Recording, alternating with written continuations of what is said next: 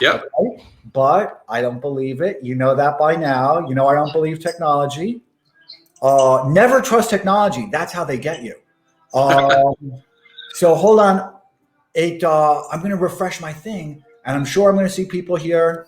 And so I'm going to wait and see people here. Are we live? I think so. We are live because I see myself, and I've got like this ponderous type of face. So I'm certain of it now. And now what I'm going to do is I'm going to click the button. I'm going to go back to you, and we did it. Exciting. Right. Exciting. Cool. And I make it a little bit more exciting because I just don't trust it. So I'm like a kid running down the stairs on Christmas Day to get their presents. Right. And, I'm just not sure my parents, because that's the way they were actually. They were kind of messed up like that, have put out all the presents. Right. So right. So I've run down the stairs, and the presents are under the tree. So we're good to go, man. Yeah, I snuck down once at 5 a.m. while everyone was still asleep and looked at stuff, and I was like, oh, I'll never do that again. I felt so bad. I was such a horrible kid that I used to look through their closets and look through every single thing until I found the present. And usually like a day or two before. And then if it wasn't a present that I liked, I'd be so depressed. No. And then I'd be like, what do I do when I open it up and this present sucks? It's kind of bad when you know that they got you. Not only do you know that they got you a bad present. That's the worst. It's the worst thing. So I see Jack Posabiec is here. So thank you so much for being here, Jack. That's very thoughtful of you. And I think I saw it said Papa Posabiec today, I think. So I think I might have seen your dad on your on your Periscope. So thank you so much for being here. I see Chuck is here. So thank you very much. And thank you so much to you, John, for being so available at the last second. I've got questions. I've got a lot of questions for you, and I've been doing thinking. So this is a chance, hopefully, for everybody to enjoy this dinner with friends, and we're all going to think out loud. Is that okay? Sounds great. Okay, let me turn down my music. It might be now. I know, but the silence is painful, isn't it? So again, I want to say everybody. I'll say hello to everybody. Jack Posabiec says 2 rock stars. Thank you so much. And thank you for joining us, because that really makes 3 rock stars. And I'm so excited that at some point soon I'll have successfully persuaded Jack to do a Periscope about his documentary about Antifa. I'm so fascinated by Antifa, and I'm such an inquisitive person. And he infiltrated. John, are you aware of that? That he made this documentary and he infiltrated Antifa? No. Yeah, it's fascinating. And I've just got so many questions, because Antifa is so many things, right? It's this kind of like, it's this very intricate kind of creation. And I'm curious how he's defining it. And he's got some historical context. Mm-hmm. And I'm curious, how would you define Antifa, John? Open source movement. And so what that means is there's lots of small groups, all coordinating. Individuals can join. You get into the information stream. You act on your own. There's no central leadership, and that everyone is free to innovate, to take action. And if that action works, everyone copies it. So it tends to be really, really innovative and very, very quick. We saw, open source insurgencies work in Iraq. We saw it work in the 2016 campaign with for Trump, and we see it in protests like Egypt and Tunisia, toppled governments, open source protests. But let me just come in for just 1 second, because I understand open source insurgencies, and I'm a big fan of what you've written, and sure. It's kind of upsetting what you've written, because it comes true, right? And so it's kind of like that birthday present that I don't like, and then a few days later it kind of comes true. That's some of what you've written, and you wrote several weeks, if not months, in advance that the banks were going to be used as this lever to shut down guns, and then it really took off.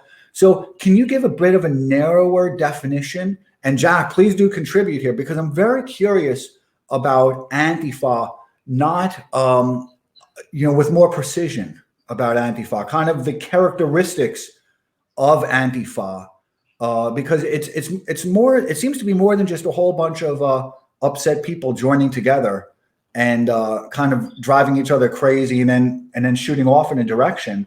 There is some history to it, right? There's a historical record to it that they've attached themselves to. Almost sentimentally, they've attached themselves to it. The Antifa, anti-fascist organization goes way back to Germany. It was the replacement for the Front Fighters Brotherhood. It was a group of a militia, a left-wing militia that protected all the left-wing groups initially, and that it ran into the big. It ran into problems with the police in 1929 in Berlin, and 17 people were killed, and they were banned as an organization, which let the right-wing groups grow really, really big in their absence. And then Antifa was established too late in 1931 and 32 to try to combat the right-wing militias. The difference is that the Antifa wasn't kind of an organization that protected all the left-wing groups. It was actually a Stalinist organization when it was reformed. So it was only to protect the Stalinist Communist Party inside of Germany. So they fought, most of their efforts were actually fighting the other left-wing organizations, other left-wing parties, to try to achieve dominance. And while they were trying to do that, the right wing took over. So so it has a weird history. What we see today isn't, it's tied to what's back then, but the Red Front, Rotfront, yep. And the group today, at least from what I can see, it looks very open source. It looks increasingly tribal, network tribal, and it allows Biden to go on TV and say, hey, it doesn't exist. Right. And so, you can claim that it doesn't exist, but it actually is there. It's tangible. It's actually innovative. It's taking action. But it doesn't have a central hierarchy that you can point to and identify the key individuals. What else you want to know about it, or you're interested in? I think Jack would do a fantastic. Yeah, I'm really excited about that discussion with Jack, because I'm also very interested in kind of the social movement, because it seems to be kind of the most powerful social movement of the last 50 years, to the point that it seems to very quickly, I think of it as the phalanx for the megacorps, because they've certainly been kind of employed by the megacorps to just cause a lot of disruption, cause a lot of political disruption, displace a lot of the DC nobles, which they're really doing effectively. Kind of displace, in fact, the entire political apparatus, it seems. And they've been so successful that you've got people like AOC, who every time she tries to catch up to them, they run faster and they get a lot of distance from her. And it just seems to me that now she's just kind of clinging on to the memory of that baton she once held very briefly, because they've just outraced her. She kept her head down. I mean, she was told to keep her head down, and she kept her head down. They put her into line. They said, if you want to participate in the Democratic Party, don't get out ahead of us. Don't upset this election. And it was, Biden's campaign was a non-campaign. It was, hide in the shadows, don't get interviewed, don't do anything, just let COVID do the work. Just let it's like the Russian winter. The Russian army doesn't have to engage the French army, or doesn't have to engage the German army. It just gets chewed up, and let the guerrillas attack it from the sides. The Cossacks chew it up, let the Russian winter do its work, and they just go down. But in this case, it didn't necessarily work out that way. It came very, very close. When you say it came very close, what do you mean? I mean, the election, it wasn't as much of a romp as they thought it was going to be. Yeah. So I had, broadcasted to everybody several months before that I thought it was going to be a landslide for Joe Biden. And and that it needed to be a landslide. And let me just correct that so people don't get too infuriated with that. Let me clarify that a little bit. I expected so much moral corruption that if you call somebody Hitler for 4 years, and if you're sending out these beacons to a lot of kind of already emotionally unstable or a lot of people with a lot of anxiety, and you're sending out beacons that this person is your worst foe. It's kind of like they were sending out beacons to like the Winston Smiths. Everybody was, they were sending out beacons so that ultimately everybody would have to confront their worst fears, and they would point them at back to Donald Trump. So right. it was really interesting to observe. So I thought there was going to be a lot of cheating. I think that there is, and I'm a Democrat. I think everybody knows that. But I'm so proud and happy for what Ali is doing, for what Jack has been doing, because I think that going forward, there has to be some type of a movement that that people can attach themselves to in opposition to the megacorps and in opposition to the establishment, because clearly they're at war with us. So I expected Biden to win in a landslide, and I also expected that history would not record. Would not make any notation for how that landslide occurred. So it almost didn't matter how it happened. All that matters is it happened. Right? That's the way history is going to record this. So I because of that, I expected Biden to win. And then I was thinking about it last night, and I was thinking, maybe Donald Trump just should have from day one just blown up the spot. Maybe. I listened to Cernovich. He did a Periscope and he deleted it, and it was a brilliant Periscope. And he was saying how upset he was with kind of the conservatives that were out there and how we feel kind of betrayed and abandoned by them. And I'm happy that people are doing Stop the Steal, because there's got to be some inquiry into truth. Yeah, I mean, Trump is exploiting all the weaknesses, the vulnerabilities of the system right now, because they were just they were allowed to accumulate over time, right? I mean, for instance, like the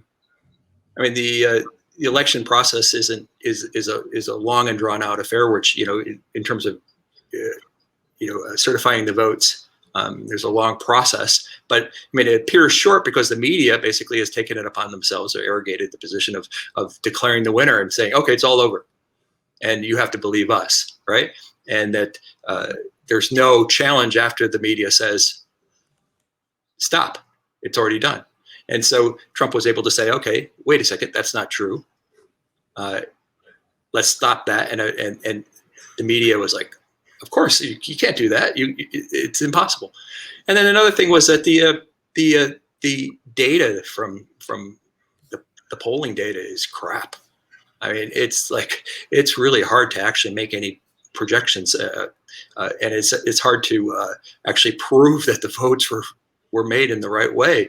There aren't all these checks, there aren't all these IT checks and everything else in order to keep they've been fought against for many, many years to keep the election as easy. The voting process is easy to do as it could be, in order to maximize the number of people voting. But that means that the data isn't really that good. So that means a lot of challenges are possible. But there's a lot. Yeah, go ahead. So I thought in 2016 I was certain that Trump would win, and I actually kept a log back then, which one day I should share with people. But I knew that he was going to win. I knew that he was an insurgent, that the establishment would never allow an insurgency again, and I saw all the mechanisms that they employed to stop Trump. And one of the most effective of them was they didn't allow his administration to be profligate, right? So with Obama, it was just this absolute corruption, and HHS was used as a piggy bank, and Obamacare was really done as a piggy bank. And the way it was structured, I'm kind of an expert on it, but I don't want to bore people with it. But was kind of crooked, and several of his staffers, Sebelius and many others, went on to join private equity firms so they could really exploit the opportunities for corruption that they created. And that gets kind of boring and stuff, but they're just making a mint. And now, and then with Trump, they didn't really allow that to happen because there was such a watchful eye that you know, the normal corruption that just goes on every day. They just even wouldn't permit that to occur, except for Mitch McConnell. Yeah. And I guess a little bit of HHS. And he's been in a war with the pharmaceutical company. So I just didn't see, knowing all the apparatus that was against him, I think that they could cheat and the media would cover up. And, you know, these conspiracies normally fall apart when the public doesn't tolerate them. And the media was doing such a good job of covering up for real idiots. I mean, this was an idiotic conspiracy. This was like the Passy conspiracy, Catalan conspiracy, except perpetrated by idiots who couldn't even keep their stories straight. So the media had to like kind of keep it together. But again, so thank you so much for saying that, Jack. Take notes, everyone. This will get banned fast. I hope I don't get banned. I really do. I get shadow banned a lot, but I hope I don't. So, John, I didn't even give you a chance to introduce yourself, so we'll do that at the end. It'll be like one of those Marvel movies where the credits roll at the intros roll at the end, right? So we'll know who you are at the end. What happens next? What happens to Trumpism? How would you define Trumpism? Well, I mean, the Republican Party is the party of dissent now, right? And the Democratic Party, the left, is the consensus. And the consensus is trying to become dominant and to force everyone to adhere to that consensus, to actually, you know, toe the line. And that's why we're seeing all this efforts at censorship and the like. And Republican Party is all about the dissent, keeping that going. Now, what is on the right? There's an effort to see tribalize like we've seen on the left. And there's a tribalization process that occurred really, really quickly near the end of the campaign that really kicked in. And that was, in essence, you know, what drove the results there at the end. But what does that tribalization mean? I mean, okay, so yeah, but it's still going. I mean, Trump has been able to stay relevant and keep it going by keeping the disruption going. I mean, disruption makes dissent possible. You break things down, you stop things from solidifying. And he's been able to do that through this challenge to the election, and stay relevant and stay ahead of things. But may I go backward for just 1 second? Yeah, sure. I'm very curious about this, and I asked people on Twitter this morning, how would you define Trumpism so that we can figure out how to proceed going forward with whatever this movement is, which I really like this movement. And I think the movement's going to become even more powerful. So when I see Ali doing what he's doing, where he's taking all this kind of social activism online, right? And social activism online, you know, social media has been already appropriated by the elites to be this demobilizing agent, right? If you're the adversary, they treat, you know, they've actually got adversarial programming, so it's meant to fragment and to demobilize. And they've done a very good job of he's done a very good job of mobilizing, and a few others too. I just know Ali a little bit more intimately. So they've done a very good job. He's done a very good job of taking these people online, right? Yep. Their online presence and converting that to kind of a real world offline value.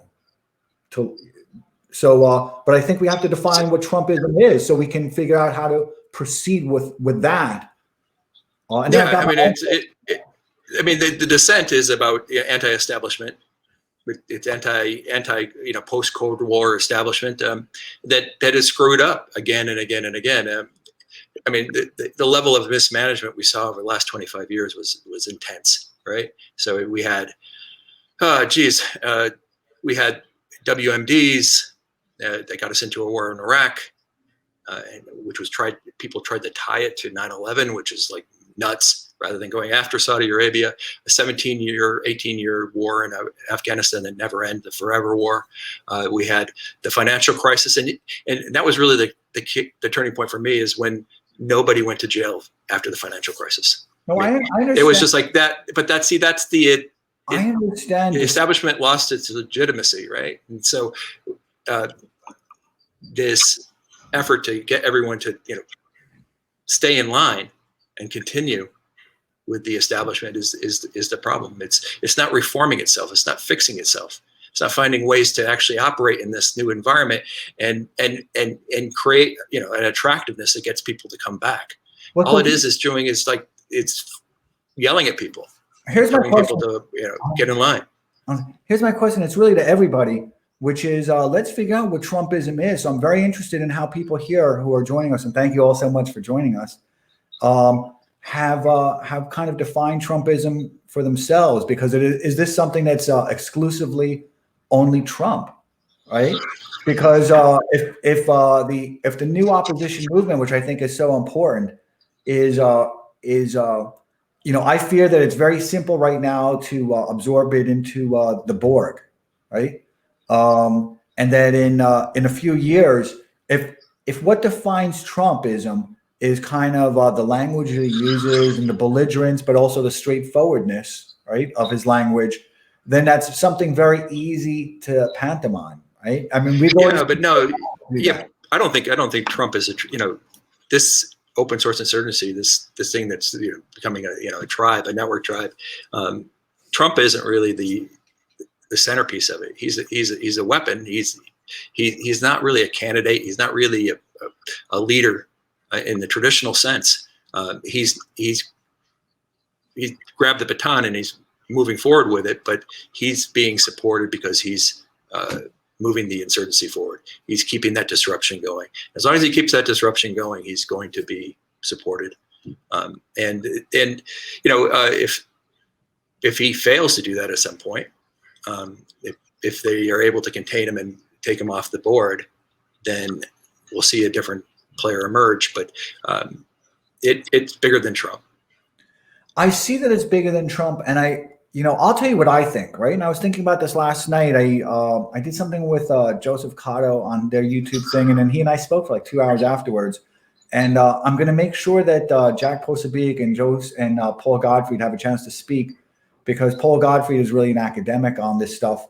So between Posobiec, who has kind of very intimate encounters with Antifa, and has really kind of like that ground view, and Paul Gottfried, who has kind of the conceptual framework and the historical record of it, in addition. So I know Jack does as well. So it's going to be kind of really interesting to see them. But one of the things I was thinking about yesterday is how easy it is to now, even if Trump, I'm going to assume for this that Trump doesn't win, right? And I still think that the movement to steal the vote is extremely important. So I'm so happy about the steal the vote, because if Trump doesn't win, people will need to attach themselves to something that's an authentic opposition. Because the GOP, we're going to see kind of the reemergence of the Max Boots, who are going to therefore pretend to be kind of the cordial opposition to Biden. We're going to need something that's authentic. But the only way we can determine if it's truly authentic is if we can define what Trumpism is and make sure that what Ali is going to be building, hopefully, has those characteristics. No, I don't think you're going to be able to define something, what it is. I think it's what it doesn't want to be, what is against. What I found with network tribalism is that these tribes don't form based on what they're for. They form based on what they're against. We have it in the anti-racist. We have it in the anti-fascist. We have it in the anti-colonialist. They have a pattern of behaviors and language that they oppose, and people they oppose, and that they demonize, and that gives them form. That gives them cohesion. A traditional tribe, you form based on what you're for. Why you're better together. The rituals that you go through, the things that you've gone through in the past. There's a positiveness there, but in this environment, I don't think people can actually say agree, about what they're for. I know people tend to focus on what they're against and what's hurting them and what they don't want to see in the future. And on the right, it's going to be focusing more on what is not American. What is against the country. And that'll be their opposition. They can define that. If they can define that, then they become a tribe. But isn't it very simple then? And this is what I was talking about last night. Isn't it? I think that they're going to wind up mythologizing Trump. I think the conservatives and the liberals, to neutralize his movement, right? And to neutralize the movement, the people that embraced it, like you said, that were not necessarily affixed to Trump, but that attached themselves because he was kind of a weapon, the most powerful weapon against, the elites. So I think that they're going to try very quickly to start mythologizing Trump and start sounding very appreciative of him and, very cordial to him, and start saying things like, Joseph Biden will start, and the whole party Republicans will say, Trump was very right about his treatment of China, but he did make this mistake. And so we're going to do everything that Trump wanted to do, but we're going to make adjustments so that we can really do it. And that only will happen if he slows down, right? If he has to actually stop, concede, back off, and then they start to be conciliatory. They're starting to ramp up the pressure on him right now. I mean, to kind of initiate the de-Trumpification of the U.S. And that means like all sorts of court cases to go after him personally. And you can see that with the Southern District of New York, and others are going fraud and financial mismanagement, and all this other stuff is coming after him.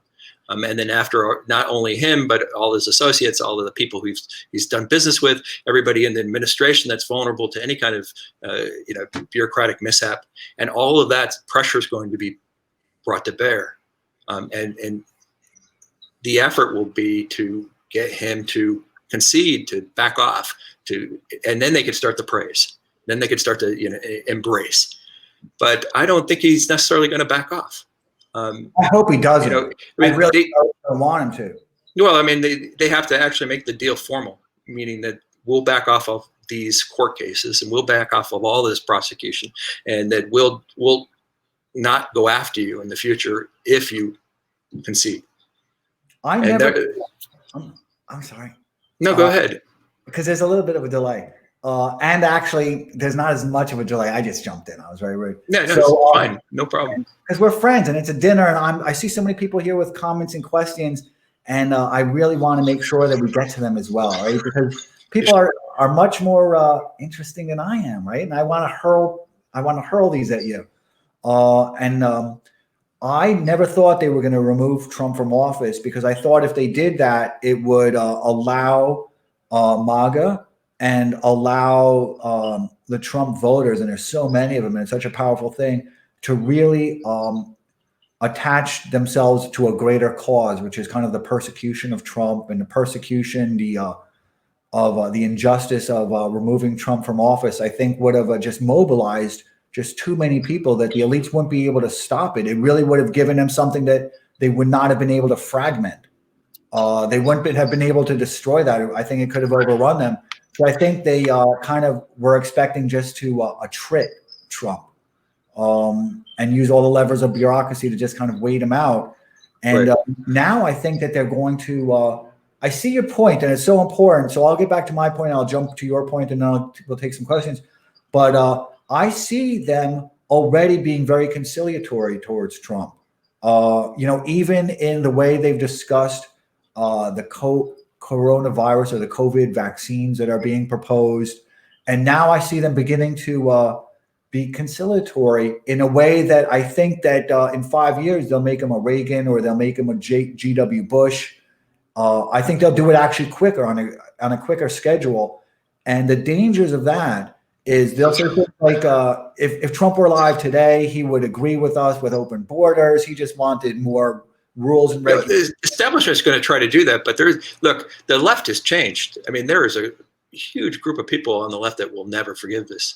I mean, there's even an industry of Trump is a fascist, and Trump is is trying to conduct a coup here, and he's been trying to do that for years, and those folks will never forgive. They're all for de-Trumpification. And that goes beyond just, taking out him and everyone who worked with him directly. I mean, it's about, purging people from all of the social networking, and then creating those lists and behind the scenes to, get people out of those jobs in the companies that that you work in and they work in. They don't want anyone coming in that, who's a Trump supporter or a former Trump supporter who would be disruptive to the workplace. So you see that, and I see things a little bit differently. So I'm so interested in it. So you see kind of, is it possible that they can decouple the two, that they can mythologize Trump and at the same time go after the Trump supporters? Is that possible to do? What you're describing is exactly the standard establishment tactic, right? It's like embrace him, and then you smother him, and you bring him, make him part of your pantheon, and he's gone. And I don't think the establishment is that powerful anymore. I don't think they have control over the narrative like they did in the past, and that the left, the tribal left, the network left, is not going to let this go.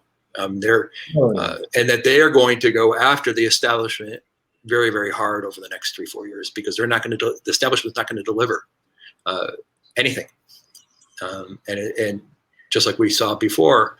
And no, they're not going to let this slide. And there's lots of supporters. I mean, there's lots of supporters throughout government, throughout corporate America, for that tribal left. I mean, they're forcing that alignment, like we're talking, align. The other thing that I see is that, and this is coming out of my corporate world. So this, I have some good experience with, and then we're going to take everyone's questions because I see so many interesting things, and I'm so eager to get to them. But I see kind of the de-wokeification occurring, and it occurring. I see kind of an American caste system emerging very, very quickly, and I think part of that was Obamacare really initiated it, and the people who very aggressively pushed for Obamacare, the younger people, I think of them as anti-consequentialist, right? Because they should have seen that detethering healthcare from employment created these things that were, for me, very foreseeable, because I know the industry like the back of my hand, but for them, just too much intricacy. Like their own internal contemplation didn't anticipate that it would allow corporations to tether the relationship, to completely tether their relationship. And now we're having this caste system where we'll have W-2s, which are the Amazon nobles, right? They're going to displace, I think they're going to displace DCers. And then you're going to have the 1099s, which 90% of them will be of the pleb class. So I think that corporations are going to be unwilling to take on those W-2s who are social activists, because it introduces too much risk, headline risk, and also the possibility of legislative risk. So I think the way they're going to keep distance from these people is to just not bring them in, and it's kind of their the de-wokeification. No, I've seen some signs of it. Even NPR just yesterday was running a negative piece on the protests in Portland and Seattle, and saying that there were, it's slipped into extremism. It's like, they've gone too far. They're extremists, which, a month ago they never would have said anything like that. So yeah, the establishment is trying to close things down to get back into, bring things back into the center again, or whatever that is, into the establishment zone. And but I don't think they're going to be successful. I just don't. Any more than the Republican establishment was successful in terms of keeping that populism, that red insurgency from taking over the party back in 2016. So what do you foresee? And then I see such interesting stuff, and I want to go to what Ken Thoreau just commented. So what do you anticipate then? Let's assume that Trump, I think this. I always wonder, right? And I've been wondering it for 3 years. I thought it would go exactly as it's going. My question has always been, who does justice? Who employs justice? Like who does justice work for? And I thought justice would work against Trump, and they would demobilize any opportunities to protest, the injustice of it. But then, if Trump retains office, then that's something, and that's a little bit more predictable, I suppose.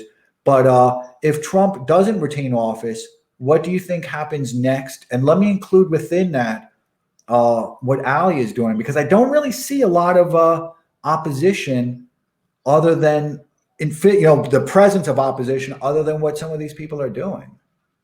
So what do you see happening next? Okay, well, Trump is going to try to keep things going, and what they'll do is they'll start the de-Trumpification process. They'll tie him up in court and go after everybody like I was talking about, and then they would start to disconnect and purge out all the pro-Trump accounts out of social networking, and they start to disappear like winking out. And then they'll disconnect Trump, and I don't even know. I mean, if he's going to make it past January 21, and on Twitter and in other places, and the news media will stop carrying any story or even covering them at all. At least anyone but Fox and the others, the smaller networks, and so he'll be frozen out, disconnected to the extent possible, and that anyone who is in support of him will start to feel the pressure and feel that disconnection. If you do anything online, like we do almost everything online, nowadays. Much more. I mean, the online world, what's connected to the network, is much more important to my daily life than anything the federal government does. If they start to disconnect you just for being connected to Trump and Trumpism, that could shrink the movement, because it relies to a large extent on the connectivity, and it relies on the. So do you think that they have to? And then I want to get to the. I think they're going to. If the movement continues to show life, and it is. Yeah. I mean, Trump figured out how to do that by attacking those flaws or hacking those flaws in the election system. So and just the third thing was beyond just the fact that the process wasn't done the night of the election, which because that the way the media calls it, and that the data is crappy.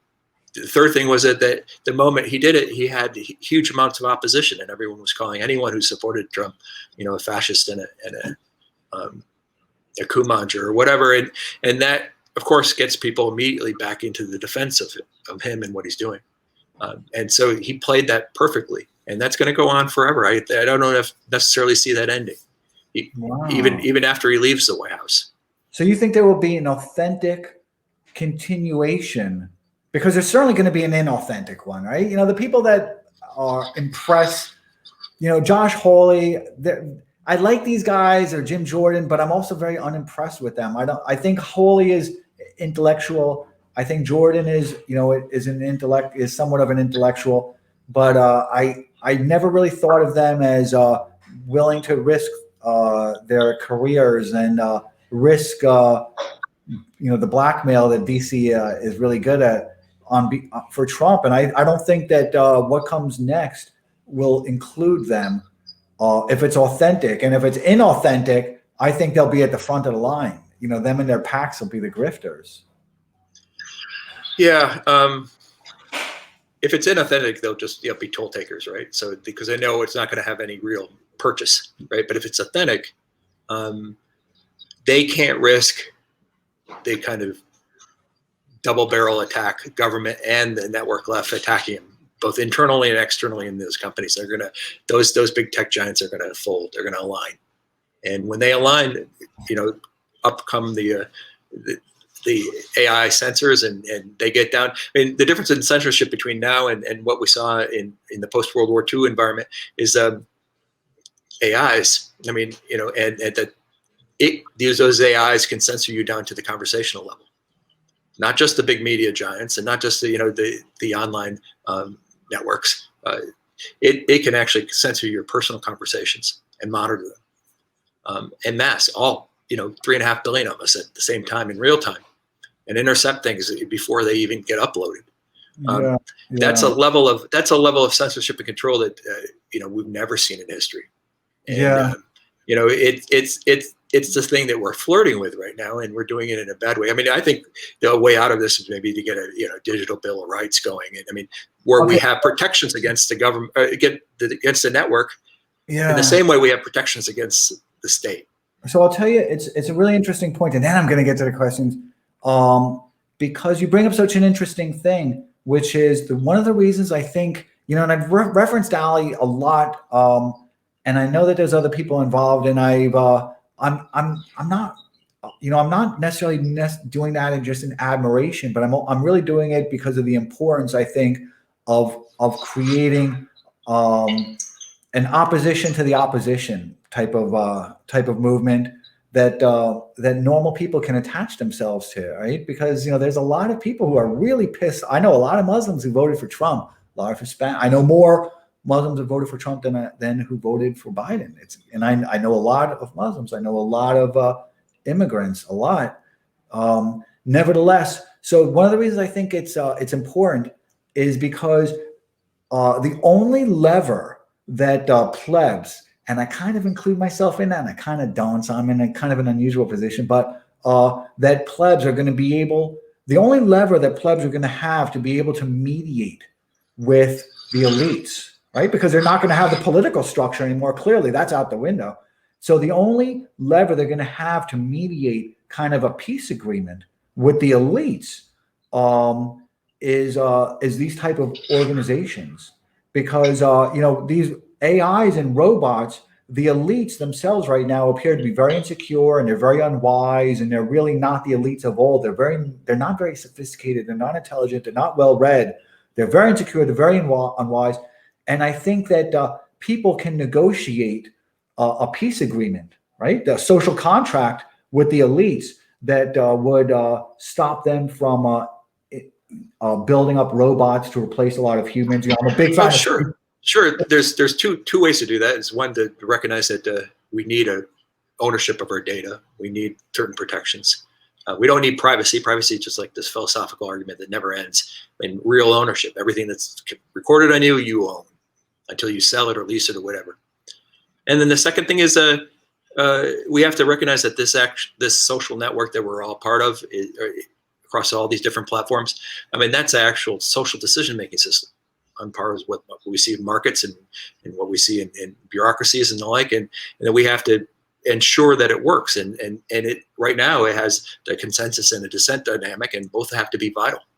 Consensus can mobilize a lot of resources. It can be done on the right or the left, and get things done very, very quickly by getting everybody on board to get it done. But you need that dissent to be able to slow it down from becoming total. And when it exceeds its shelf life, the dissent needs to be able to take it out.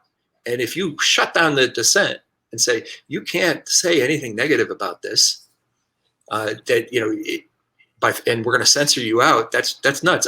Personally, like a good kind of canary in the coal mine on this is like the flat earthers and people like that, the anti-vaxxers.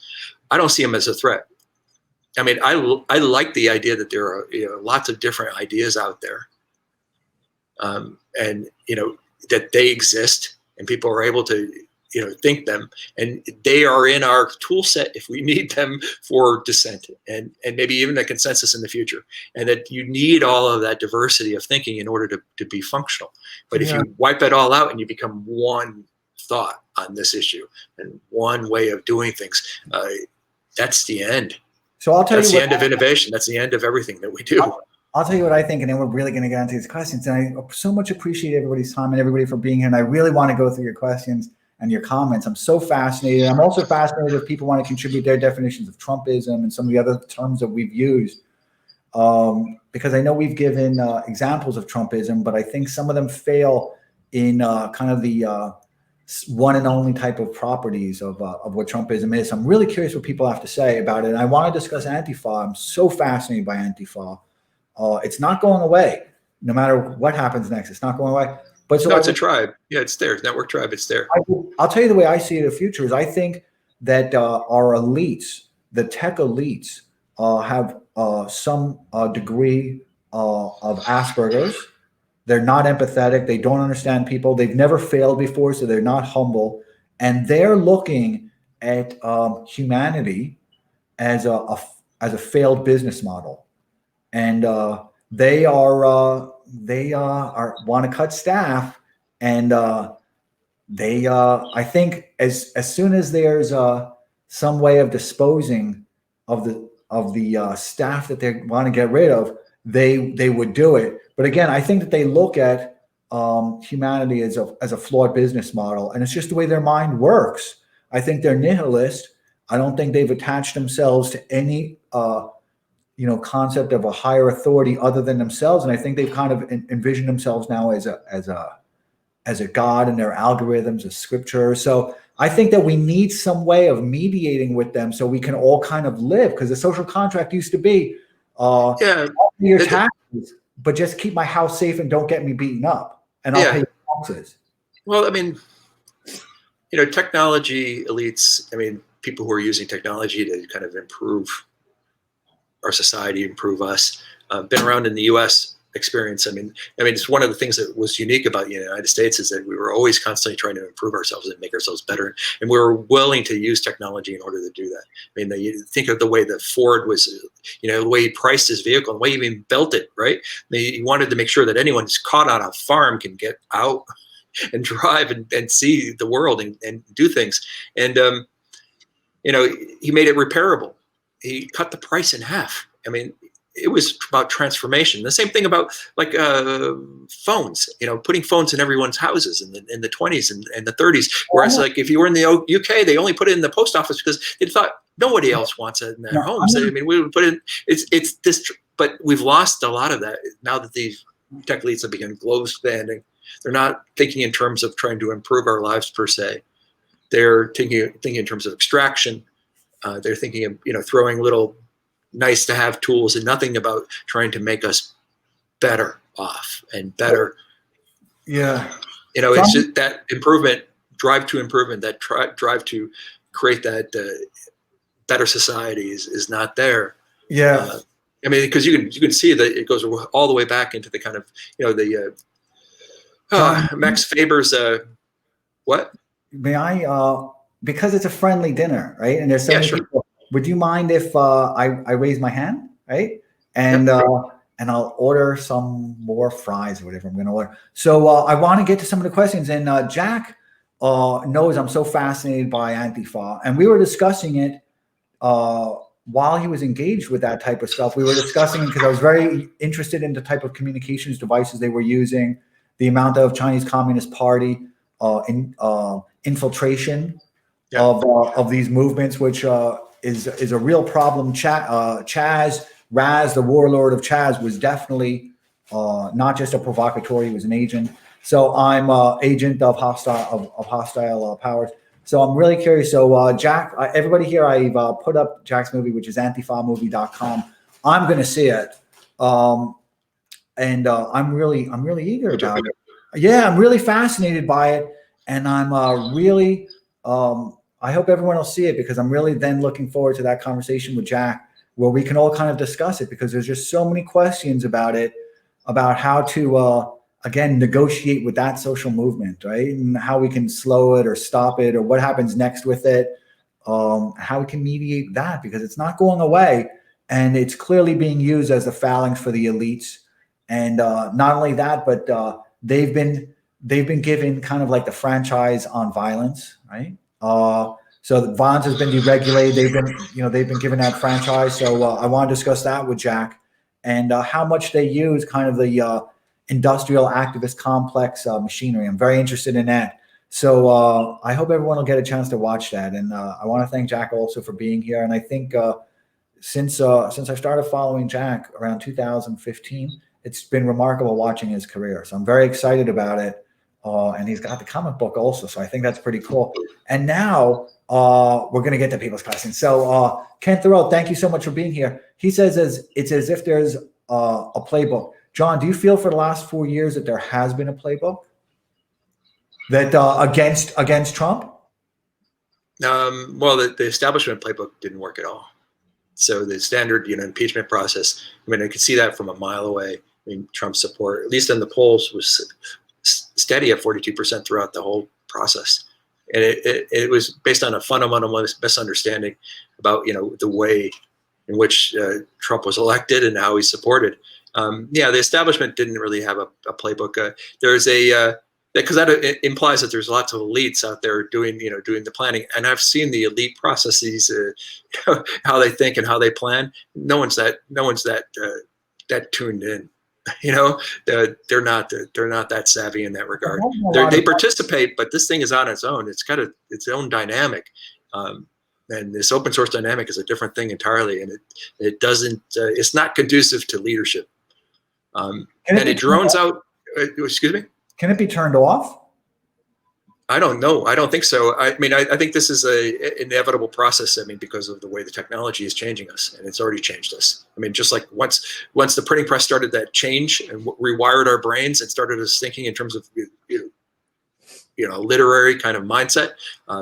Everything changed. I mean, feudalism was on its way out, and bureaucracy was on its way in, and democracy and pamphleteering, was everywhere. And the church changed, and we saw everything in motion. And we're seeing the same thing now with social networking changing the way we think. Yeah, and organize. Thank you so much for that. And Logan Hops is here, and thank you so much for Logan. I don't see a picture there, so I'll just kind of imagine a picture, because Logan Hops, I'm going to think of. Don't confuse the fact that there's not an overarching plan. There's not kind of masterminds behind the scenes pulling the strings. I mean, there's not, but there's lots of people organizing, but they're part of something larger. And you can have a group that's doing all sorts of planning and groups that are doing planning, and they can. Well, I mean, if anyone wrote the playbook, it's probably me. Yeah. So for open source insurgencies, it's probably me. But so it's like. So Logan Hops, thank you so much for being here. Says there is organizing, and I would imagine that they would be referring to the organizing of the opposition, because we also all realize that there's going to be that disingenuous, something that resembles Trump faction of the GOP. I mean, it's very clear that it's just going to be hideous. It's frightening to imagine that. So there is organizing, and thank you so much for saying that. And Passion Fruit A has posted here is the evidence.com, which is crowdsourced. I think it's kind of schematics of voting fraud and Dominion fraud. All of this has been documented for many years. I know a lot of ethical hackers that have been talking about the equipment for many, many years, and I know a lot of unethical hackers too. And I'm glad that they're, that it's being pursued.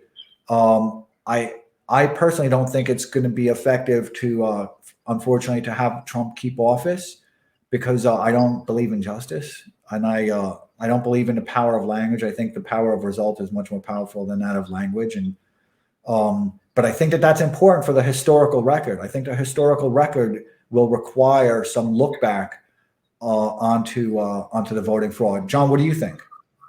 Oh, I don't think he's going to retain office. Well, what do you think about here is the evidence, which is kind of this collaborative. I think that's classic open source. It's great. I mean, it's part of the process, and it sprung up on its own, and people are contributing to it, and it's par for the course for the the insurgency. It's been doing that all along, and that's the kind of evidence that this is going to continue. It's that what's going on the right is not just going to end with this election. It's going to continue. Even it's going to focus on other things to go after. Even with kind of a malicious Kamala Harris, there's nothing they can do to squash this. Well, I mean, the disruption is possible, and there's lots of ways that disruption can come about, and that to a certain extent there's a race, right, between the right and the left on this. The left, the tribal left, to kind of align everything, to shut everything down, to de-Trumpify, and with the establishment helping them out and participating in that, and then the right to try to keep things open and wait till the next election. We're going to continue. We're going to continue on. So Prime Cut Rat, and I didn't mean to interrupt you, John, but I did kind of. I got to be honest with you. No problem. Because it's a dinner with friends, right? So Prime Cut Rat, and thank you so much for being here, says back in Egypt, Google and Facebook engineers actively helped build the altnets. John? Oh yeah. No, I mean, the beautiful thing about kind of this tribalization, this open source insurgency, you can reach inside bureaucracies. They can flip people inside of agencies. It can flip people inside of companies, and then you can have employees working for the insurgency or working for the protest, and that it doesn't have a clear organizational boundary, right? So So we're gonna continue. I'm gonna give you a bell, right? Because I do a lot of my investor stories, and I need, it's like a Family Feud thing at the end where you got to buzz in quickly, right? It's like a Jeopardy type of thing. So CB us US Mom, thank you so much for being here. Says we are in a world war against the NWO. New World Order, and don't realize it. John, what do you think? Are we in a war against the? Like McLuhan says, like I say, he said it back in 1960. Said that this is World War III is a global information war, and we're all participants. There's no dividing line between the military and the civilians. Is that everyone's been drafted, whether you like it or not, and you either participate or you don't. But whoever wins this wins it all, wins the whole caboodle. Not only here, but it'll keep on going until it takes over everything. So you either participate in this and help build the world that's going to come, or you sit back. Yeah, and so what I'm trying to do, and I think a lot of people know, is I'm keeping a log. So I think of this as my Peloponnesian War, and I'm its Thucydides, which I've got vanity too. So I'm also a little bit of Alcibiades. So here is Generator 16, who I know offline as well, says, can we trade our Antifa for Hong Kong's pro-democracy protesters? No. But they do bring up a really good point, because the Hong Kong pro-democracy protesters are an open source movement in themselves. Oh no, they were open source. Yeah, most definitely. I mean, but using the same organizational technique. But they were focused on a different enemy and different time, and now they're getting crushed, right? Now they're getting arrested and eradicated. Slowly but surely. It's going to be very bad, and people don't realize. That's a dissent versus. See, in that case, the Hong Kong protesters were dissent, and the Chinese government was consensus, and it got every single Hong Kong business to align and flip, and it started going after every individual who wants to do business and do well in the world. And you have to bend a knee, and they did. And slowly but surely, we'll see it all align in Hong Kong. So we're going to continue. So Jack also says, and I don't know the history too well. So John, if you do, please tell me what it is. Yeah, right? It was that. I mean, it was anti-SDP. It was the kind of center-left party. Jack Posobiec says Antifa was anti-SDP. So from there, John, could you give me some? Can you backfill? Because I don't know any of this. Yeah. Well, this is what we're talking about earlier. Was that the Antifa back then was anti. The left parties that were competitive with them. Okay, so they were focused on, the Antifa was a Stalinist militia back in Germany in the 30s, and they were focused instead of on the brown shirts and the steel helmets and all the other militias which were on the right. They were focused on the parties of the left to try to get them in line. And so if that parallel holds today, we'll see the Antifa and the anti-racists and the anti-colonialists and all the network tribes on the left start attacking the Democratic Party and try to get it aligned, try to get it flipped while the right does what it does and it grows in isolation. And if that occurs, that gives the breathing room for the right. Wow, really interesting. So No Worries 2020, who's my second favorite salesperson in the whole world, because we've discussed it during some of my sales periscopes.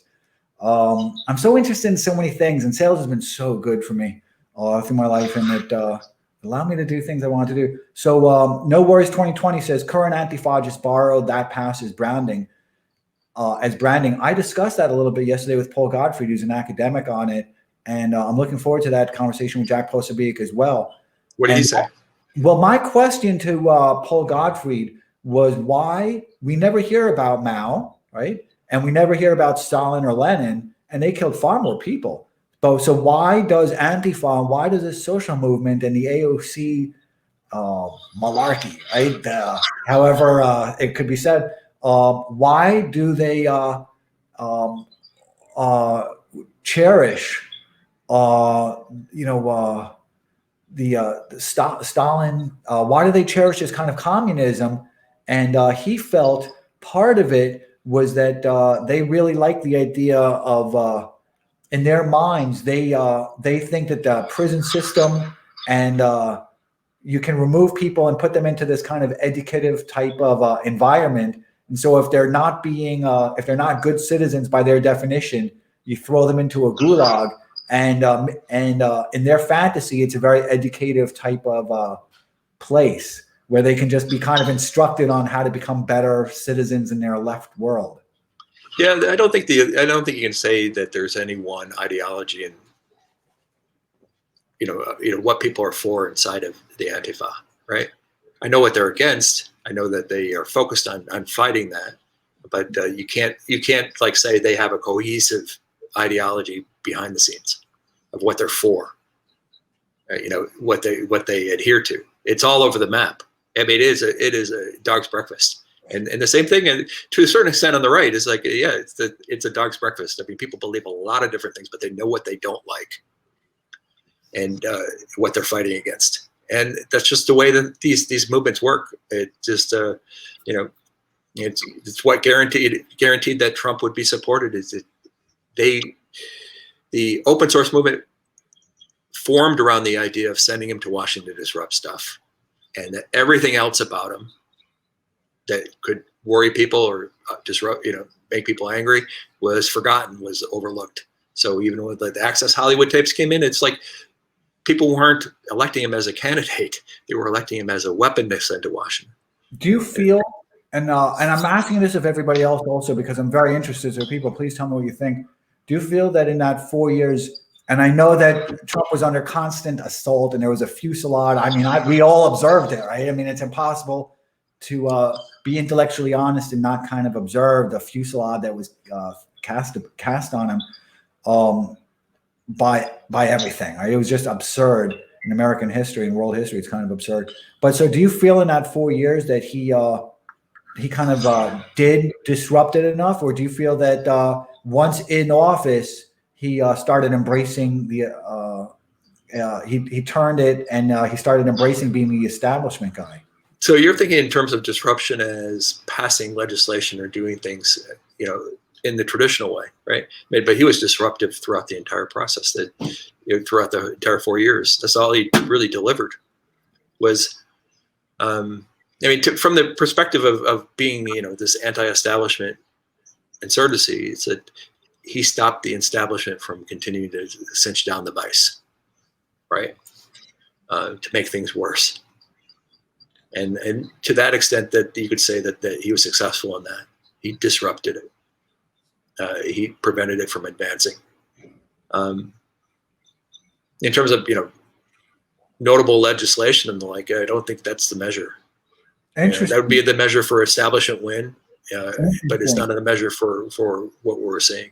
That's remarkable, and I'm going to. I always replay these things a couple of times afterwards, and that's something I'm going to ponder. Because right now I'm kind of looking at the questions, so I don't have a kind of full focus. Well, think about it. Sliding deeper and deeper into an embrace by China, right? Sliding deeper and deeper into the anti-racist, anti-fascist, anti-whatever, creeping into corporations and alignment. And trying to keep that at bay, and the kind of controls that we'd see on social networking in terms of censorship and what's approved and what's not.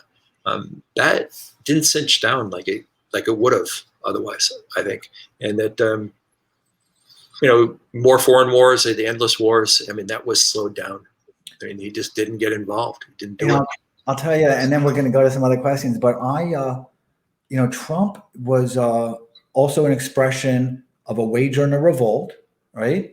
Of a taxpayer revolt, wage earner revolt, and also a lot of anti-war exhaustion and people who are just very upset with Obama because he was kind of he presented himself as an anti-war, and then he was kind of exactly opposite. So I think for a lot of people, it was just war exhaustion and exhaustion of lies. And I am happy that he, didn't get us involved in anymore, because I think Hillary would have had us. I think Hillary would have had us bombing Canada by now. Well, I mean, just par for the course for the establishment, right? It's just more and more involvement, and it went off in the wrong direction, going into the Middle East in the very time when we didn't need that oil. Yeah, well, it's a total mistake. You're an expert on that. So I want to just go to what Ken said really quickly, and it also gives me a chance to look at the other questions. So this is all yours, John. So it says the modern leftist that I know decided to ride with Biden instead of protest, like in 2016. Yeah, I know they wrote in with Biden. They, though there were the protests, and the protests to a large extent contributed to Trump's performance in the election. I mean, even though people won't in the media won't directly tie the two. I mean, destroying tens of thousands of businesses is a pretty sure way of getting a big turnout in an election for the people who are against it. But AOC, she sat back, and now she's back. She's starting to throw stones all over the place. I mean, she's hitting people, she's saying that they're stupid about their campaigns, that why they lost those House seats, and they didn't know what they were doing, and now she's unshackled as far as she's concerned. Well, so Carla, we'll see her a lot more. So Carla N Vegas said the AOC chant was the cringiest thing. I didn't see it. I don't even have cable TV at any of my spots, so I don't really watch the news. But I'll take your word for it, because it's not too hard for me to imagine it in my head. Right? I can actually see it in front of me. But it's something that's interesting, because John has a blog, and he'll introduce himself at the end. And he's been writing about. He wrote in his blog, and I was one of the first subscribers to Patreon that I know of. And he wrote in his blog that if you think Maxine Waters is bad, wait till you see what's coming down the road. And you are so right, because they're just getting crazier and crazier, and more belligerent, and more kind of disconnected from both their electorate, and almost from reality. Doesn't matter anymore to them. I mean, it's interesting to watch how disconnected from reality some of them are, and they're it's just what are your thoughts? What are your thoughts, Sean? No, it's a tribalization process. We're seeing network tribes form on the left, and they really took off when COVID hit. I think it was the existential threat that they perceived from COVID really crystallized their thinking on this, and they spread. The kind of their depiction of Trump as a fascist really became mainstream. I mean, I'm seeing mainstream establishment people use that as a throwaway term. Trump is a fascist, and the people who support him are fascists. So, Carla, let me see what Carla's continuation of her question is, because I'm asking you about it. So I would imagine she's still asking about AOC. And Carla N Vegas says she's trying to be a disruptor. Is it possible for her now, for her to be a disruptor, or is the best she can accomplish to catch up with Antifa and the rest of them? I think she stepped back for the election, and now she's stepping forward again, and we'll see. I mean, we'll see if she's able to keep up, do what she did a couple of years ago, and that she's going to have to become much more visible in order to pull that off. So thank you so much. So Danger Will Rob 10. I like the hat. It's the people can't see the picture of his hat, but it's like the hat from Breaking Bad. Whatever you call that type of hat, whatever that character was, I like the hat. So Danger Will Rob 10 says, "You're wrong. It's not over." And I suppose you're referring to Trump. And I don't want it to be over. I mean, whether I'm a Democrat or liberal, which I'm a New York kind of liberal, I guess. But I don't want it to be over, because I think there's always got to be somebody. There's always got to be inquiry into truth. And one of the things that I like about this movement to stop the steal, and I think they're really, in a way, I think it's so helpful, because I don't think there's much they're demanding. They're much too smart to demand answers. They're still at the point where they're really articulating their questions. And I think that's very important, because most people will just, not know how to ask the right questions. And that allows for the wrong questions, for answers that are untruthful. And it allows for, I guess, maybe words. How would I describe it? Maybe like if you ask the wrong questions, you're going to get, the response is going to be kind of like words used in the same way that a squid uses ink. So I like it, because they're very focused on asking the right questions. I think that's important. So I don't want it to be over. So you're saying it's wrong. It's still not over. I agree that it's not over. I think it's going to be difficult for Trump because the advantage that they have, the Biden side has, is complexity. They have the advantage of a very complex system that most people can't really grasp, the complexification of it, and they have the advantage of time. So Crypt Knight says the left doesn't even support Antifa. That was a lie to get voters. John, does the left support Antifa? The establishment left? No. Yeah. Does the left support Antifa, or is that kind of a Homeric type of mythology that's just been created? I mean, okay, so the establishment certainly doesn't, but they put up with them. Yeah, and the establishment left, if you want to characterize it that way. AOC the establishment left? Excuse me? Is AOC the establishment left? No. She's trying to go out and pick up the open source elements, the tribal elements, kind of put them under a banner and lead them forward. And it's big. I mean, it skews young. It's large. It's networked. It's a lot more aggressive than the party and than the establishment. And it's already made a lot of inroads in the last year in terms of setting the language and setting the tone, setting the mindset among a huge portion of the establishment. And so it's Antifa is just one element of it. There's the anti-racist too, and there's the anti-colonialists, and there's a whole slew of tribes, network tribes that have stood up, and they know what they're against, and what they're against is growing in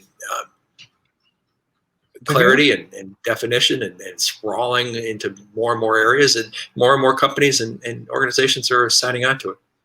And we're going to continue, but because I see some really good questions here, and I so much value everyone's time. It's a kind of a dinner with friends. Did you see that picture of the Antifa guy and Jack in confrontation?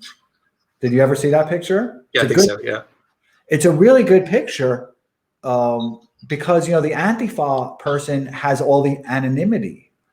Do you know what I mean? Right. While as Jack doesn't, so they're in full armor versus Jack. So it's a really interesting picture.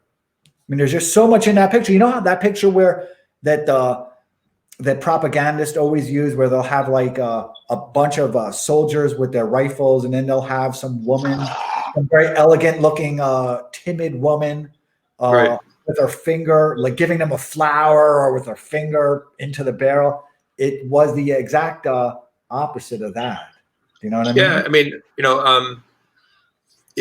if you're watching both streams, like on the right and the left at the same time, they all have this imagery. They all have these empathic triggers that are generating tribal loyalty, and those things are going out. Those videos and those pictures, and people are being triggered empathically, and becoming tribal as a result. And are people going to look at that picture? I look at it as a kind of a normal person, and I say, here's Jack, who's just he presents himself very pleasantly.